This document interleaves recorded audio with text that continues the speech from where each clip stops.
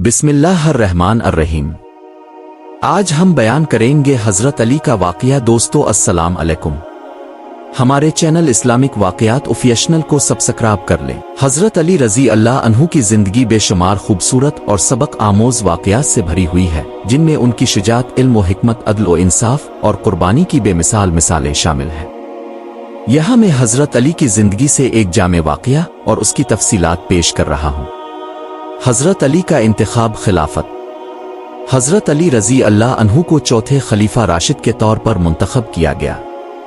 उनके दूर खिलाफत का आगाज एक इंतहाई मुश्किल वक्त में हुआ।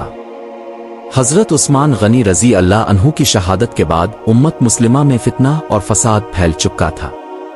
लोगों ने मदीना मुनव्वरा में हजरत अली से खिलाफत कबूल करने की दरख्वास्त की। हजरत अली ने इब्तिदा में खिलाफत कबूल करने से इनकार कर दिया, क्योंकि वो जानते थे कि ये जिम्मेदारी बहुत भारी है और मौजूदा हालात में इसको निभाना इंतहाई मुश्किल होगा। लेकिन जब सहाबा किराम ने इसरार किया और मुसलमानों की अक्सरियत ने उन्हें खलीफा बनने पर मजबूर किया, तो उन्होंने इस जिम्मेदारी को कबूल कर लिया। अदल व इंसाफ की मिसाल। हजरत अली के दौर में इंसाफ का आला मेयार कायम किया गया। एक मशहूर वाक़या है कि एक यहूदी के साथ उनका मुकदमा पेश आया। वाक़या कुछ यूं था कि हजरत अली की ज़रा गुम हो गई। कुछ दिन बाद उन्होंने एक यहूदी के पास वो ज़रा देखी और कहा, ये मेरी ज़रा है। यहूदी ने इनकार किया और कहा कि ये इसकी है। हजरत अली ने फैसला किया कि वो मामला काजी के सामने लेकर जाएंगे, हालांकि वो खुद खलीफा थे और अपनी बात पर हुक्म दे सकते थे।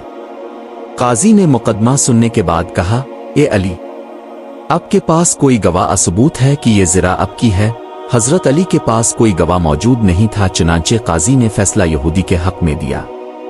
यहूदी इस अदल से मुतासिर होकर पुकार उठा, ये अदल सिर्फ एक नबी के माने वाले ही कर सकते हैं। ये ज़रा वाकई अली की है, लेकिन मैंने इसे चोरी नहीं किया, बल्कि ये मुझे मिली थी।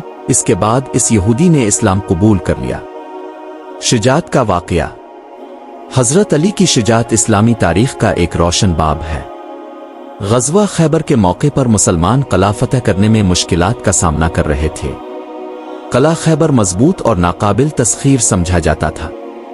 नबी करीम ने फरमाया, कल मैं झंडा इस शख्स को दूंगा जो अल्लाह और उसके रसूल से मोहब्बत करता है और अल्लाह और उसका रसूल इससे मोहब्बत करते हैं। अगले दिन नबी करीम ने झंडा हजरत अली को दिया। हजरत अली इस वक्त आंखों की बीमारी में मुब्तला थे, लेकिन अपने दुआ की और उनकी आंखें ठीक हो गईं। हजरत अली ने खैबर के किले पर हमला किया और अपने बेमिसाल बहादुरी से इसे फतह कर लिया। इल्मी मकाम। हजरत अली को इल्म व हिकमत का खजाना कहा जाता है। उनके अक़वाल आज भी दुनिया भर में मशहूर हैं। उनकी बातें न सिर्फ इल्मी व दीनी रहनुमाई फराहम करती हैं, बल्कि जिंदगी के हर पहलू में मशल रहा है। एक दफा किसी शख्स ने हजरत अली से पूछा, इल्म बेहतर है या दौलत? हजरत अली ने जवाब दिया, एक इल्म इंसान का मुहाफिज है, जबकि दौलत की हिफाजत इंसान को करनी पड़ती है। दो, इल्म बांटने से बढ़ता है, जबकि दौलत खर्च करने से कम होती है। तीन, इल्म इंसान को इज्जत देता है, जबकि दौलत कई मर्तबा इंसान को जिल्लत में डाल देती है। हजरत अली की शहादत इस्लामी तारीख का एक अलमनाक और अहम वाक़या है, जो 21 रमज़ान अल मुबारक 40 हिजरी को पेश आया। इस वाक़ये की तफसील कुछ इस तरह है।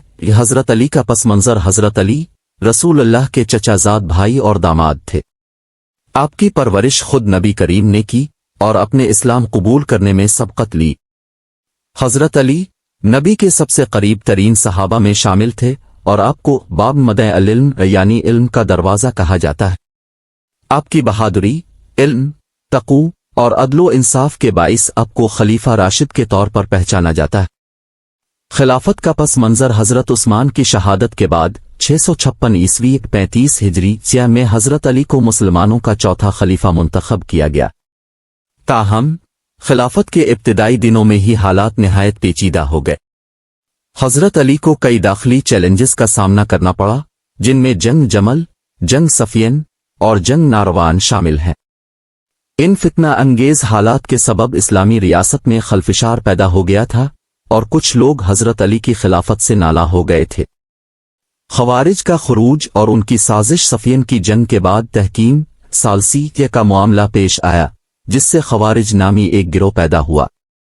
یہ وہ لوگ تھے جو اس بات کے سخت مخالف تھے کہ انسانی فیصلے کو اللہ کے فیصلے پر فوقیت دی جائے۔ وہ حضرت علی اور حضرت معاویہ دونوں کو خلافت کا اہل نہیں سمجھتے تھے اور ان کے خلاف سخت موقف رکھتے تھے۔ خوارج نے 3 اہم شخصیات حضرت علی، حضرت معاویہ اور حضرت عمرو بن العاص کو قتل کرنے کا منصوبہ بنایا تاکہ اسلامی حکومت کو انتشار میں ڈال دیا جائے۔ عبد الرحمن ابن ملجم نامی شخص کو حضرت علی کے قتل کے لیے منتخب کیا گیا۔ شہادت کی رات 19 رمضان 40 ہجری کی شب حضرت علی فجر کی نماز کے لیے مسجد کوفہ تشریف لے جا رہے تھے۔ جب آپ مسجد میں داخل ہوئے اور سجدے میں گئے تو عبد الرحمن ابن ملجم نے زہر میں بجھی ہوئی تلوار سے آپ کے سر پر شدید وار کیا۔ یہ ضرب اتنی شدید تھی کہ حضرت علی شدید زخمی ہو گئے۔ آپ کو فوراً گھر لے جایا گیا جہاں اپنے 2 دن تک شدید تکلیف برداشت کی۔ آپ کی زبان پر ہر وقت اللہ کا ذکر اور صبر و شکر کے الفاظ تھے۔ حضرت علی کی وصیت۔ حضرت علی نے اپنی شہادت کے وقت چند وصیتیں فرمائیں جن میں درج ذیل امور شامل تھے۔ نماز کی پابندی۔ اپنے تاکید کی کہ نماز اسلام کا ستون ہے، اسے کبھی نہ چھوڑا جائے۔ یتیموں اور مسکینوں کے حقوق۔ اپنے تلقین کی کہ کمزوروں کا خیال رکھا جائے اور ان کے حقوق ادا کیے جائیں۔ اتحاد اور اتفاق۔ اپنے امت کو تفرقے سے بچنے اور باہمی محبت و اخوت کو فروغ دینے کی نصیحت کی۔ قاتل کے ساتھ عدل۔ اپنے قاتل ابن ملجم کے ساتھ بھی عدل و انصاف کا حکم دیا اور فرمایا کہ اگر میں زندہ رہا تو خود فیصلہ کروں گا، لیکن اگر وفات پا گیا تو اسے بھی وہی سزا دی جائے جو شریعت کے مطابق ہو۔